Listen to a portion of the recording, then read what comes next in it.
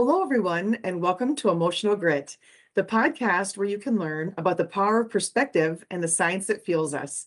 I'm your host, Jennifer Fernjack, and I'm excited to say that my guest today is Willie Matis. He can be found at the home games for the Indianapolis Colts as he's serving as their in-game DJ. I mean, seriously, imagine having a role where you are watching thousands of people jump around and cheer and what have you because of a particular song that you chose. I think it's really amazing, and I look forward to hearing his stories today, and I'm sure that you do as well. So for more great episodes like this, please feel free to check out my YouTube channel called Emotional Grit and like and subscribe, and we'll go ahead and get started. So Willie, thank you so much for being here today. I appreciate it. Yeah, thanks, Jennifer. I appreciate being here. Looking forward to talking about it. Fantastic. So how did you get into the world of DJing? I mean, like, did you start out right away at NFL games, or did you start out someplace else, or how did it start? No, I definitely had to work my way into the Colts and the NFL realm. But I would say that being in music, and just entertainment as a whole has kind of been in my blood. So actually, my dad was a radio disc jockey for 25 years here locally in Indianapolis. He was on the Bob and Tom show and then had his own afternoon gig with Q95 here in town. So the story goes on how I got into DJing. So I'm 10 years older than my youngest brothers.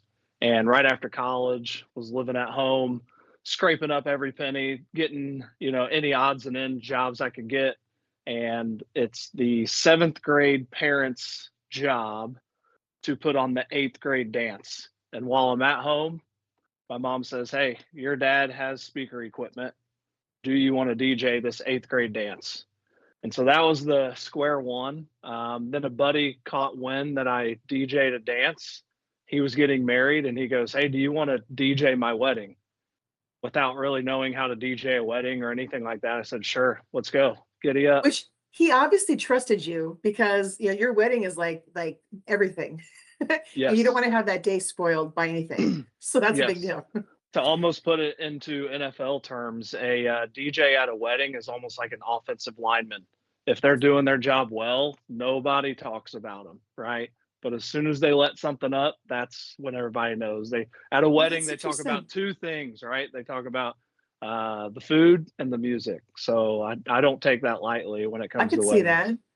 Well, plus thinking back to you in junior high, I mean, from what I remember, at least at my junior high, back then, like a lot of guys were shy and barely wanted to even get out and dance. So for you to have that attention on you as the DJ, knowing that if you pick the wrong songs, you're committing social suicide, it's Yes, like yes. that Well, took guts. luckily it was just for my younger brothers who were in junior high. I was Oh, in college, so sure, I wanted to get the approval from the middle schoolers and everything there, but I was having a blast with those. So yeah, so then, turned that into, just parlayed a bunch of wedding DJ events where it was friends of friends were at weddings. Hey, now I'm getting married. Will you do that? Do this and the other. And so then it just so happened that I had the right buddy in the right meeting at the right time where, he said, so he was working for radio for the Colts. And hey, he's like, "Hey, I know a guy. He knows how to DJ. He knows the game of football. I think that he'd be a good fit to fit in for the open spot for in-game DJ for the Colts." you seriously must have felt like you won the lottery, I would think. It was great.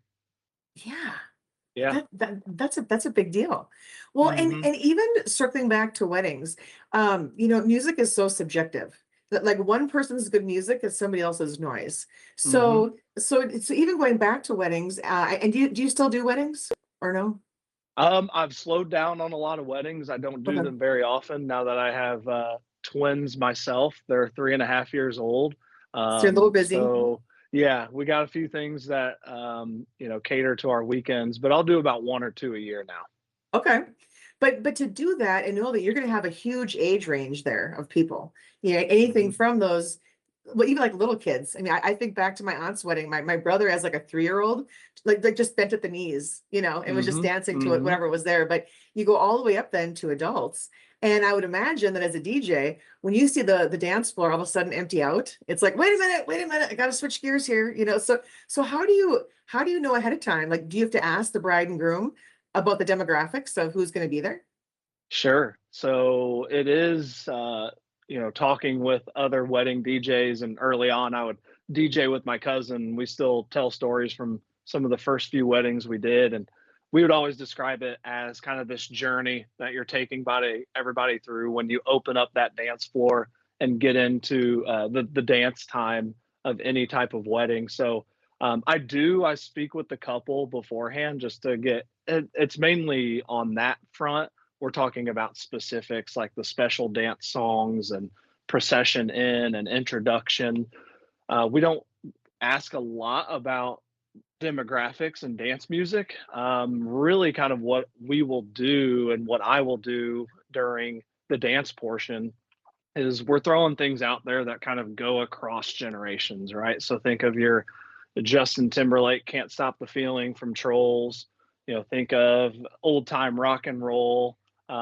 Think of some of the old Michael Jackson stuff or Jackson 5, where it has good grooves, good beats. Where even if you're younger and you don't recognize the song, you're having fun because grandma and grandpa are having fun, and so that's what kind of gets that out. And then you start throwing out some more fringe songs, some more niche songs when it comes to genre, and you kind of see who stays out there, what kind of crowd is this going to be, and then kind of take it from there.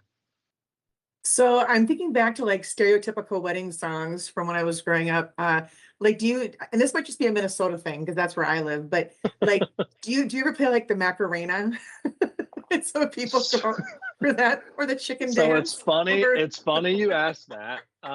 When we talk about the talking with the bride and groom beforehand, can't tell you how many people would come up to us and say, "Hey, no line dances whatsoever." And I actually, put a point of pride. The first 3 years of doing weddings, which is probably the peak amount of weddings I did, we didn't even ask, but we never played any line dance.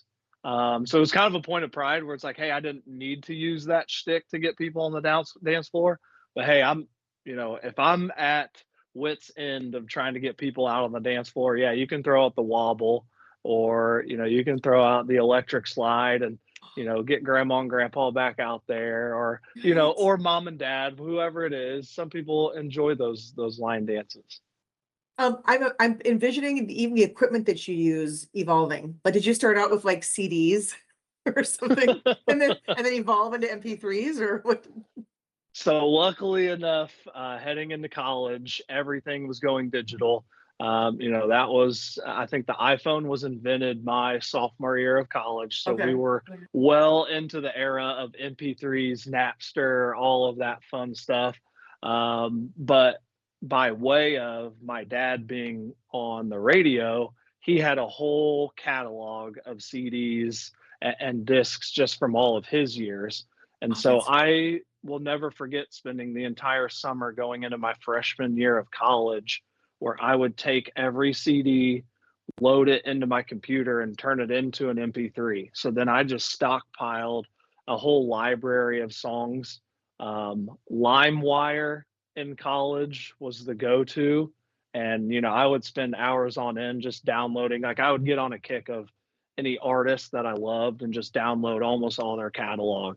So definitely was born of my computer was always hooked up to the aux cord during our dorm parties.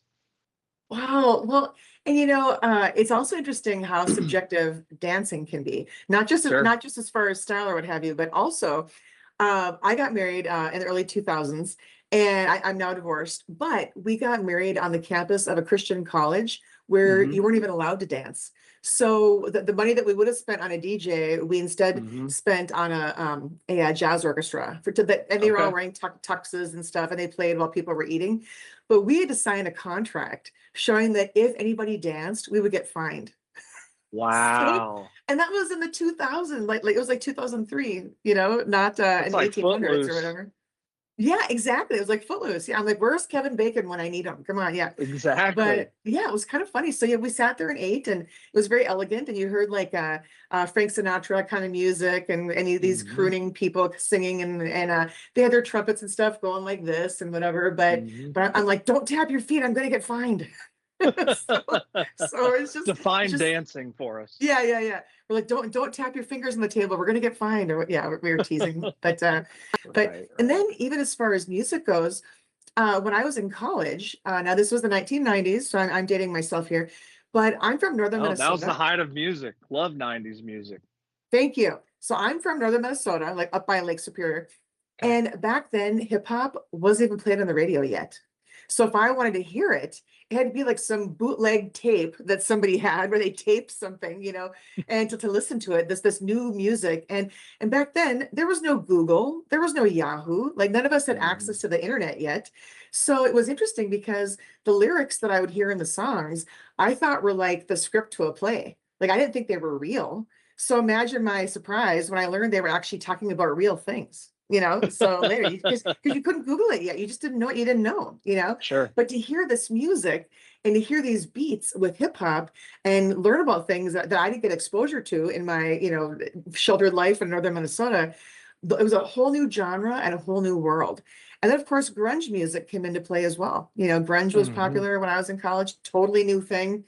Hair bands as well, little bit of a Def Leppard or Bon Jovi or whatever it was, Sure. but for you, when you DJ, so fast forward to the Colts games, I would Hmm. imagine that you're trying to cater to the players who are going to be like in their 20s or 30s. But then you have people who are in the audience. I mean, like what's the capacity of the stadium for a home game for the Colts? Yeah, I think Lucas Oil Stadium holds about 64,000 people for a football game. Okay, I didn't know it was that big. Hmm. Wow. Yep. But So oh, go ahead. yeah, no, I mean, to your point of trying to cater to which person in the stadium in order to get the energy going, it's always a conversation we have almost every off season. When I'm talking to my folks in the building and we're kind of coming up with a game plan on situational songs, what we should do, when, where, for whatever reason. And it definitely is that chicken or the egg. Like, what comes first? Do the fans get energized because the players are jacked up on the field and they're bobbing their heads to the music and pumping the crowd up, or do the players gain energy from the fans hearing something that they like, getting up on their feet, and they feed off of each other? And I think from what I've found, I just wrapped up my 12th season being the in game DJ for the Colts. Is it kind of is situational where I think you got to feel the mode of the game, who needs that energy, who that needs that pump up jam, if you will, um, and kind of take it from there. So I know in the business world, there's that whole idea of being able to read the room, but you have to read the stadium. Like you have to read thousands of people, and obviously the players as well. But do you have songs that the players will say, make sure you play this, at this time? Like what are some of their favorite songs that you want to play? Yeah, so we get feedback from the players every now and again, depending on situational. And it's interesting you bring up reading the room, where um, the way that I approach an NFL game and trying to supply music throughout is I almost view it as a movie, and what we're creating is the soundtrack. Where instead of getting too caught up in what do I want the fans to think, it's more of what does the situation call for. Mm. And so, when you talk about hearing from the players, we've had, a whole plethora of different requests. And mainly it's, we want to hear Jeezy all there on third down.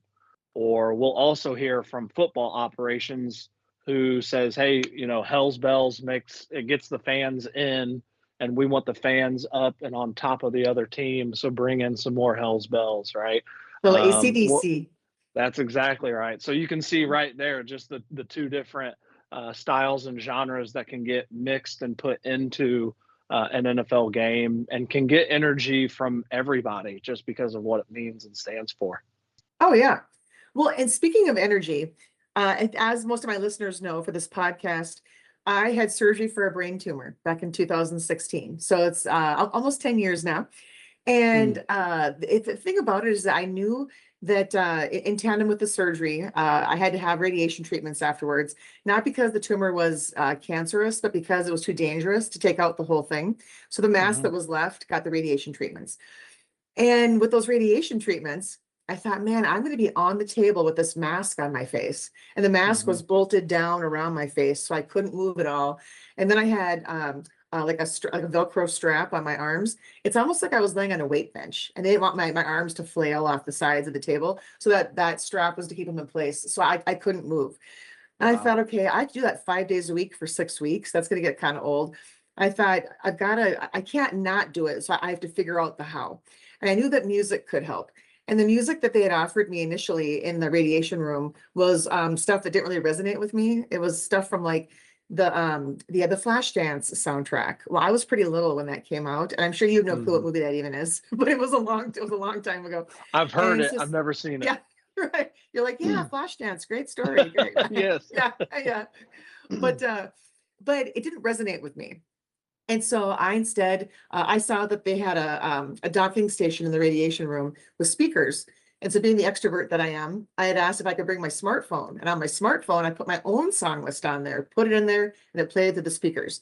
And the reason why I had the presence of mind to do that is because I noticed that over the years, when I've gone to a Vikings game or I've gone to a Minnesota Wild game or whatever it is, all it took was a little bit of "We Will Rock You" by Queen, or perhaps the opening guitar riff to "Welcome to the Jungle" by Guns N' Roses or whatever. And I noticed that thousands of people would then be affected by the music. And I thought, well, if the music could affect them there must be something to that. So I Googled, why does music make people feel good? And I learned that music can actually lower stress hormones and it can influence your dopamine levels. Now, again, it's very subjective, because maybe someone doesn't like the same kind of stuff that I do or whatever. Right. But I thought, man, there was something to that. And so I drew strength from going to those games and knowing that music would have an impact on me, and it did.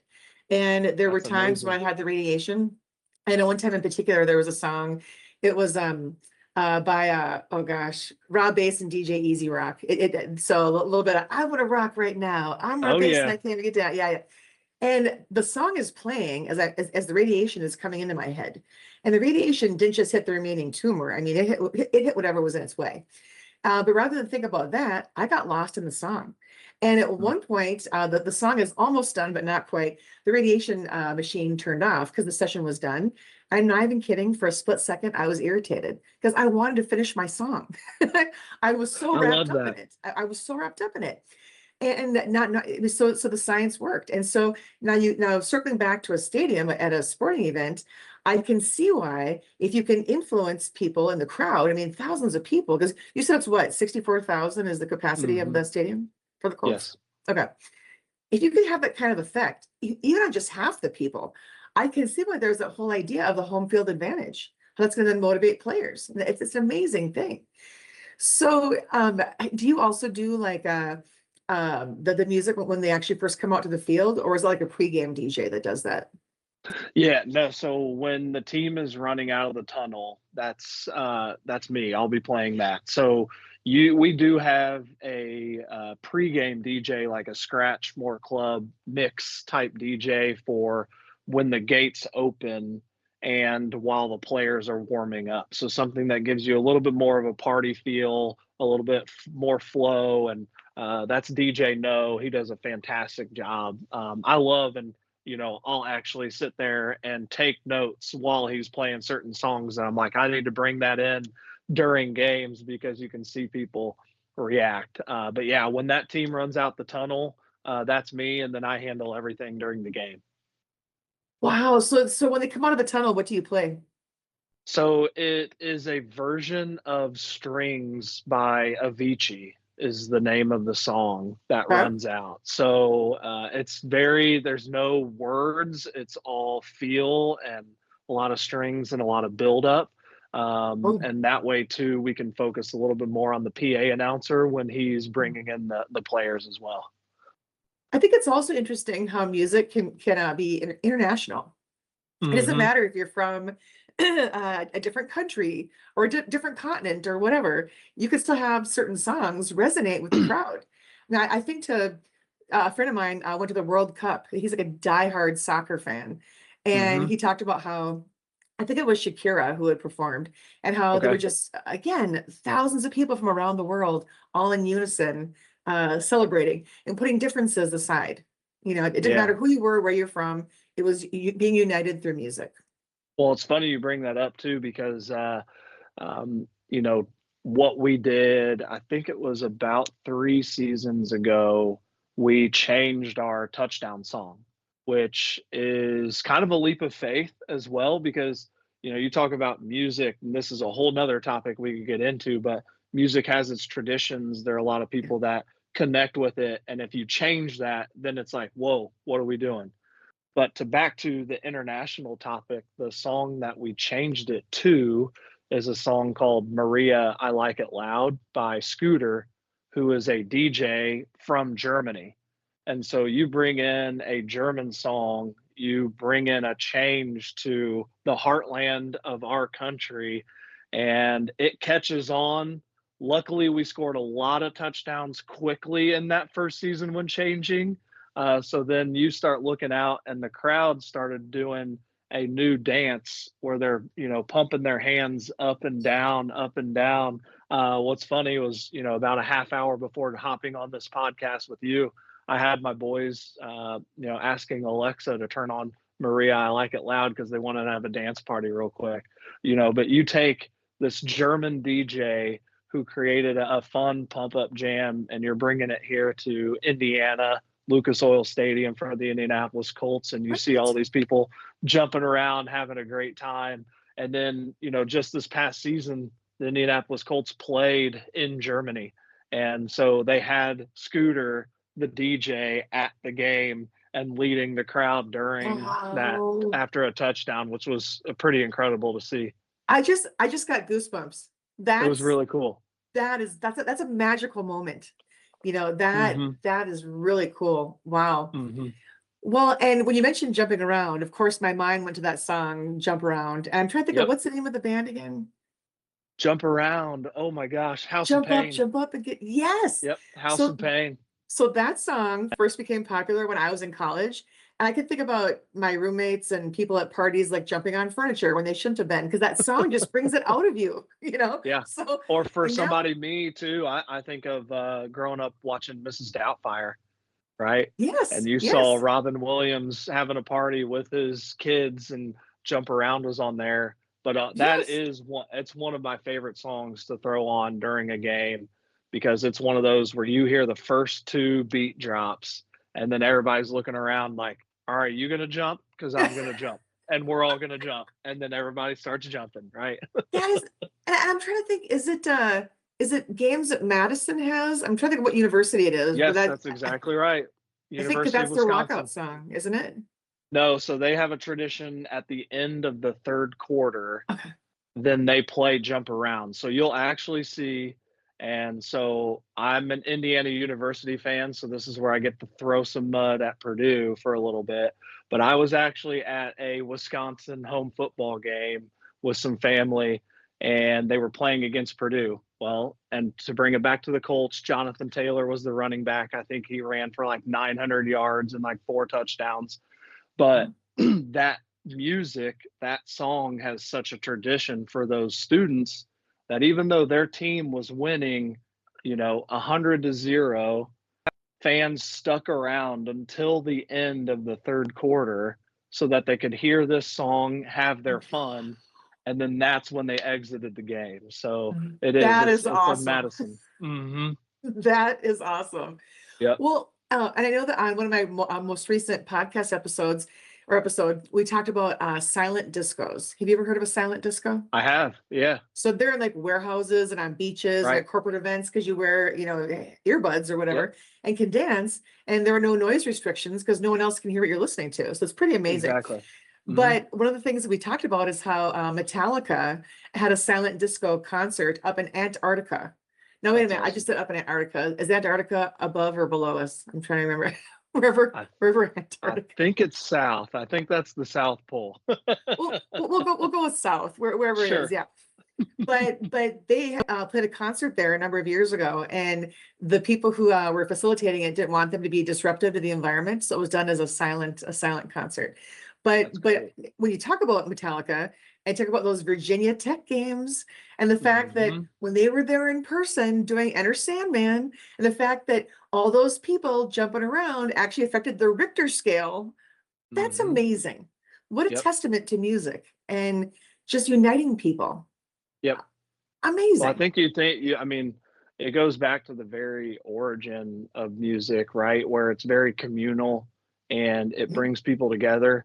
Mhm. It's a reason to gather. And so when you incorporate that with fanhood, and people are sharing that, I think that's the most beautiful thing about music to me is just bringing people together from all different backgrounds, all different walks of life. And Oh, when they yeah. recognize good music and something that sticks, that can bring a whole lot of people together. Oh, absolutely. It's Mhm. also interesting how just different pop culture references as they relate to either the names of bands or lyrics or what have you can also affect different generations. So Sure. I know that last year I was traveling for work, and I met this person who I figured was probably around my age. So we were joking around about some pop culture stuff. And the other Mhm. person in the office seemed around our age as well, but I wasn't quite sure. So the other person goes into his office, but it was a shared wall with this person that I'm talking to. Okay. And this person had wanted me to give him information about like where to find something on the company's website. Mhm. And each article on the website has its own ID. So I had to give him the ID to find it. So Mhm. I said, okay. I said, so do you have your paper and your pen ready? He's like, yeah, I'm ready. And he's looking down. I said, okay. The ID number is 8675309. There you go. All of a sudden, the guy in the other office overheard me, and he starts singing, Jenny, Jenny, what's your number? But it was Love just it. this, what could have been a really dry conversation was hilarious, but it was through music. Mhm. And then there was somebody else I met here in Minnesota a couple years ago when I was traveling for work. But I figured this guy was around my age. So he was saying something, and it was fairly serious about what he was doing. But I also knew that I could joke around with him, because I already Mhm. kind of figured that out ahead of time. So as he's Sure. saying all this, I said, okay, wait a minute. I said, I need you to stop, collaborate and listen. And he goes, did you just vanilla ice me? And I'm like, and I said, did you just use vanilla ice as a verb? But it was Yes. like, it was just this music can unite people even when you can't Mhm. even hear the songs, but even just like Right. joking around about the lyrics or the names can unite people, Mhm. You're you know? exactly right. So now when it comes to being a DJ at the Colts games, what's the most memorable moment of yours that comes to mind? Man, that is a great question. The most memorable moment. There can be a lot, and I think it depends on what avenue I can go. I think one of the most memorable was being able to, be the DJ during the game when Peyton Manning came back in a Denver Broncos jersey, seeing him down on the field, not playing for the Colts, and that I felt like I had a part of that. So that moment will Mhm. always stick with me.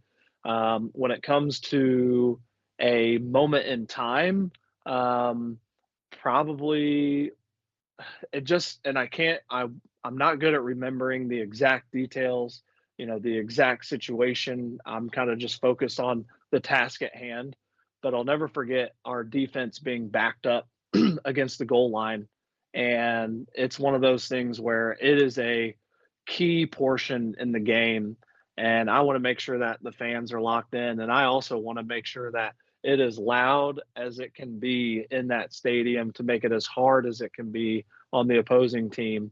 And it was kind of like a 30-second timeout. And a 30-second timeout is always tough because you don't know if we're going to try to run a pump up on the video or if I'm going to come in with a song. And we use a siren to kind of bring attention to the fans. And so I hit that siren And when it got halfway through the siren, I hit like a techno song that is not super popular. It's called "This Is How We Party," and it just ramps up, and you could feel all 64,000 people up screaming at the top of their lungs while this volume is at max capacity. That was a memorable moment where you just felt like the beat hit at the right time. Everybody was amped up at the right time. Um, Wow. some other moments are, just some small moments that I have with people I'm close to in the Colts organization. So my brother actually does youth football for the Colts, and one of his roles in past seasons was kind of helping the orange hat, the guy that brings out the TV timeouts. So he'd actually be down on the sideline, and so each season we kind of had a song in the fourth quarter that was kind of like a hat tip that I would do to him, just like kind of a family connection, right? So I would play War Ready by Rick Ross in the fourth quarter. And both of us would be able to like pump our fists when the beat drops. So those are some memorable Wow. moments that I have over the past 12 seasons as the DJ. Oh, I seriously, it must affect you physically in those moments, I would think. Like Yep. make your heart race or something. I mean, each and every time the team is running out of the tunnel, I mean, it is full amped up energy in my body, full of not only excitement about the game and what could happen in the game, but also just gratitude that, I'm one of 32 people that get to do that on Sundays and bring some fun and some energy to the Yeah, fans in Lucas Oil Stadium yeah. as they're rooting on their team. Oh, absolutely. This was, gosh, going back probably, I don't know, 20 plus years ago. I was dating someone who was a diehard Packers fan. Like he grew up in Wisconsin, loved the Packers. So of course Hmm. we had to go to Lambeau Field. We went Sure. to a game. And I will never forget. Now, given the fact that I'm from Minnesota, I'm used to cold weather. However, this was like the crown jewel of resilience when it comes to weather because Yes. I saw so many people wearing their Carhartt bibs or their hunting gear that was camouflage or Hmm. bright orange, whatever, just Yep. because nobody cared that it was cold outside. People were so excited to be there. And before the game, we were at the Brett Favre Steakhouse there in Green Bay. And I'm not sure if it's even still a thing or not.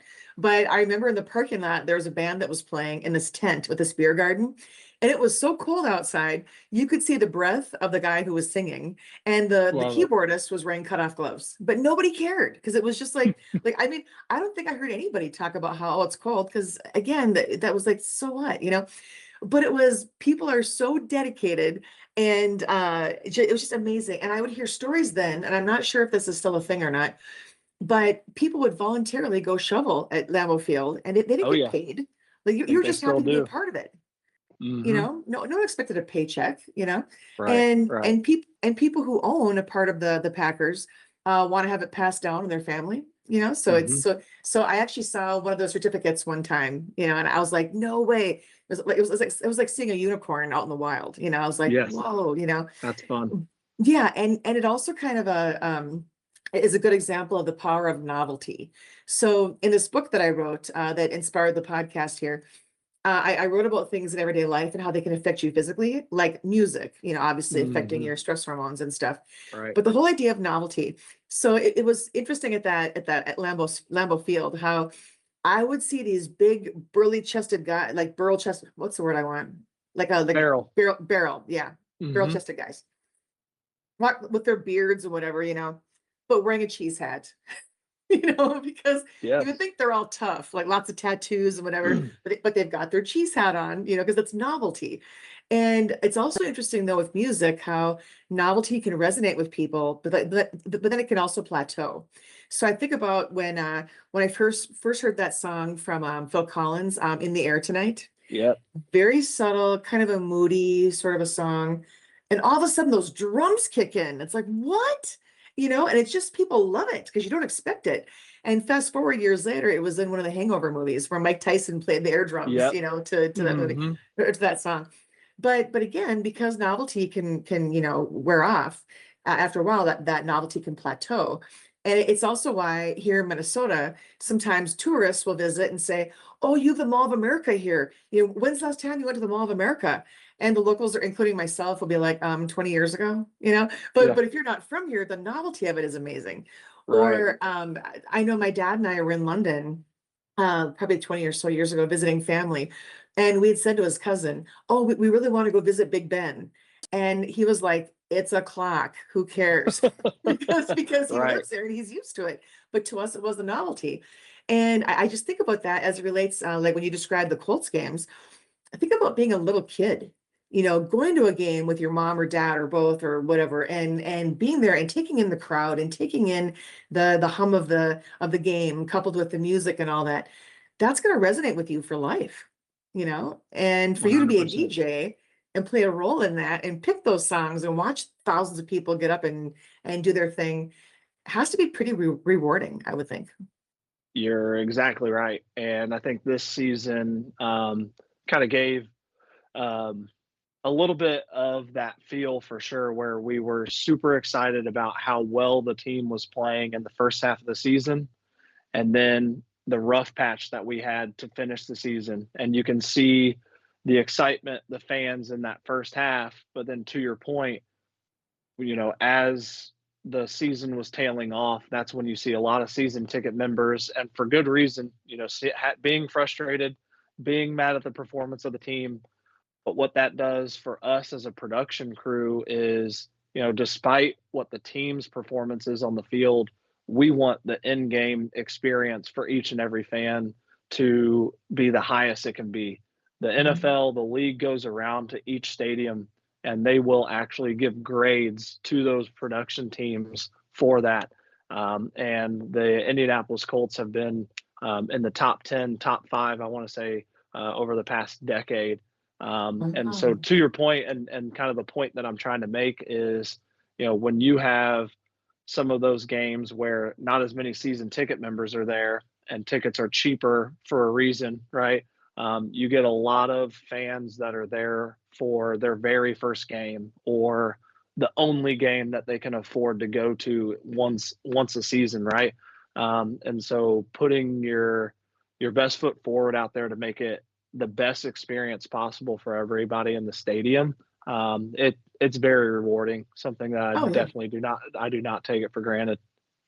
So let me ask you this.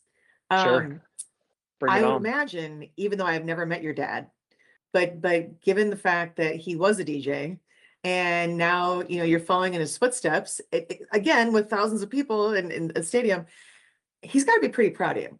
And I'm just wondering, what kind of feedback have you gotten from him? That's Yeah, pretty cool.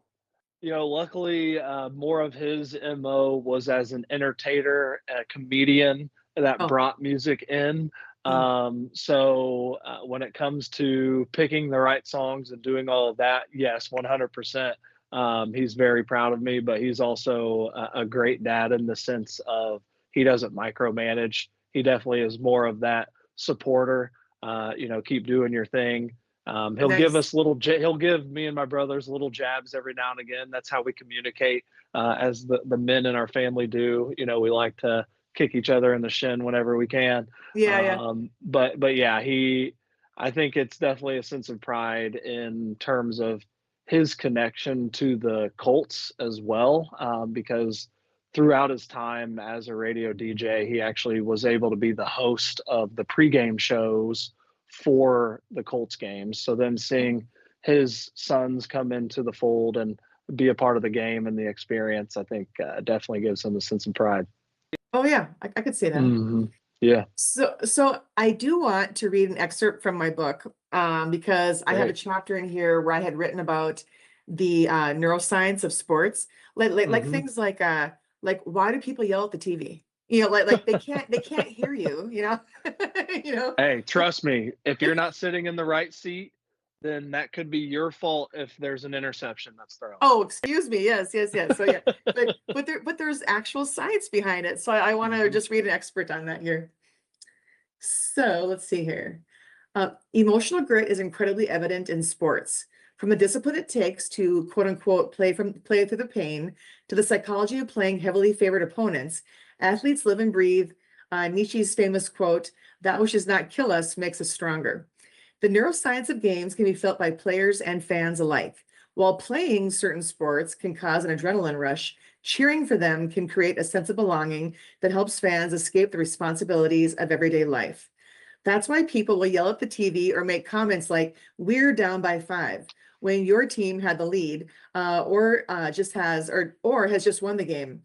The body can produce the feel-good chemical dopamine, and when your team does poorly, the brain can produce cortisol as a sign of stress. So it's interesting how it's that whole idea of we, like, "Oh, we're Mhm. down by 5," or, "Oh, hey, we're whatever," and people are Yes. yelling at the TV. So it's kind of You're kind exactly right. Oh, of that's how we approach it. Oh, yeah. And there's Mhm. also science behind the power of touch, which is why it feels good to do a high five, or it might feel good to Mhm. like swat someone on their side, or I think about baseball games with the whole idea of a dog pile, or Mhm. even like hockey games too, where I'll see people do that and different things. But yeah, the whole idea of the power of touch and connecting Yeah. with people can A good old can be chest bump, yes, yes, right? exactly. But so is there anything that I haven't asked about that I should be, or any kind of a story or thing you want to share with the audience? Hmm. No, I can't really think of anything specific. I think of, when I see the title of your show, Emotional Grit, a lot of that comes back to mental health as well. Being able to forge through, being able to fight through, or being able to calm yourself down too when you find yourself that you're a little bit too excited and that you need to kind of level off. Yeah, Um, I always encourage people, throw on a song that is going to set you in the right mind space for what you're going into, right? If you need to get amped up, go ahead and throw on some DMX or some Metallica if that's your flavor of choice. Or if you need to chill, check out best new artists on the Grammys, right? Olivia Dean, yeah, and can kind of yeah, chill in a little bit. yeah. Music is very, very powerful, and it's I'm very fortunate to have had some of these experiences to witness its effect on masses of people, not just 64,000 in Lucas Oil Stadium, but some of the 200 to 250 person dances that are happening at a wedding reception, right? Just seeing that joy, seeing the excitement that people get from music, I'll never take for granted. Oh, absolutely. Well, and on behalf of those of us who can enjoy music at those events, thank you for doing what you do, You got because it. Of course. it makes for some great memories, Love it. and some good times. So. Mhm. Well, thank you so much for being here today and sharing your stories. And also, as I mentioned, just thank you for doing the DJing, whether it is at weddings or, of course, at the Colts games. And thank you to all of you who are a part of the podcast today and are listening to the show. As I mentioned earlier, please feel free to go to YouTube and like and subscribe to this episode and to join the actual podcast future episodes. Thanks, everyone. Thanks for having me.